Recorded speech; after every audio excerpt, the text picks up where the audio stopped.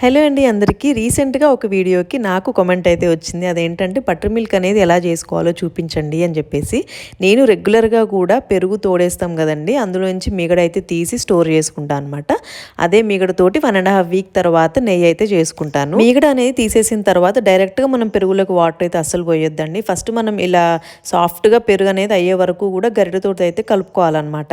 దాని తర్వాత వాటర్ అనేది పోసిన తర్వాత మనం కవ్వంతో ఇలా తిప్పుకుంటూ ఉంటే మనకి పర్ఫెక్ట్గా మజ్జిగ అనేది ప్రిపేర్ అవుతుంది.